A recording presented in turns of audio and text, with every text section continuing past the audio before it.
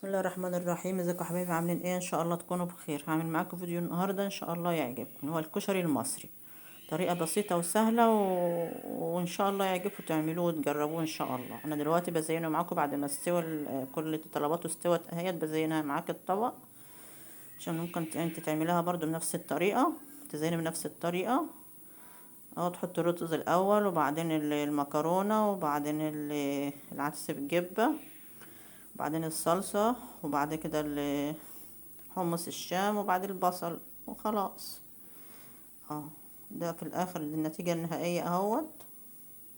ادخلوا شوفوها وجربوه ان شاء الله هيعجبكم. الاول معانا ايه؟ حمص شام اهوت. تجيب بقى الكميات اللي انت عايزها على قد حسب عدد افراد اسرتك او ال الافراد اللي هياكلوا يعني الكشري يعني.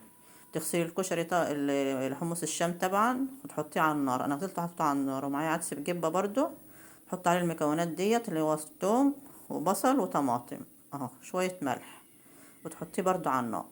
اهو ده العدس بجبه اهوت، وده الحمص الشام، وهما بيستووا هما الاتنين.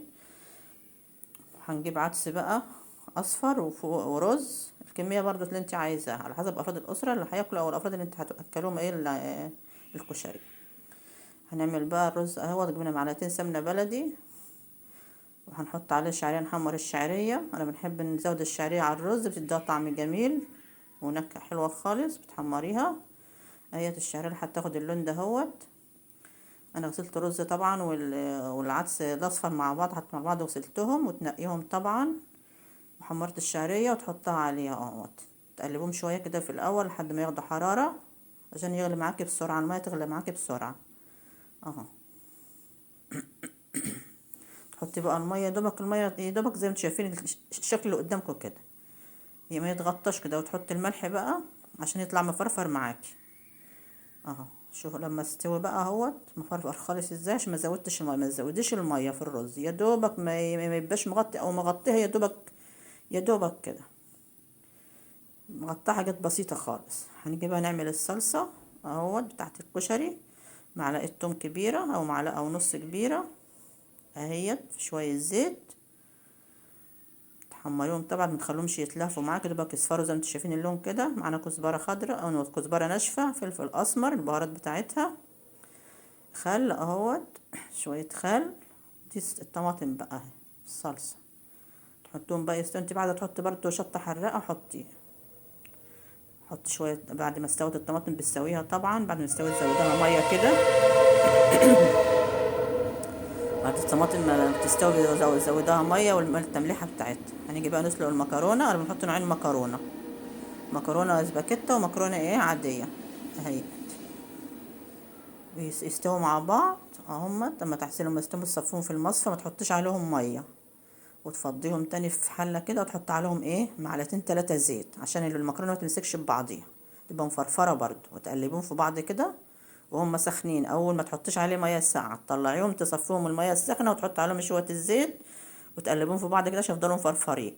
يجي بقى معانا كميه بصل اللي انت عايزاها برضو، بنقطعها دواير كده وتحطهم ايه يتحمروا في زيت اهو. البصل لا تغلفيه بدقيق ولا حاجه، زي ما هو كده. وتحطي بقى مناديل الاكل ديت وتطلعي على البصل عشان تشرب الزيت اللي فيه قدامكم اهو.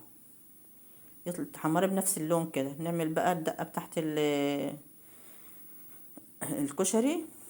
ربع معلقه شطه حمراء، شطه حراقه حمراء ناشفه اللي احنا عاملينها في الفيديو القديم، وشويه خل ونص ليمونه وشويه ملح. تحطي معلقه توم وخل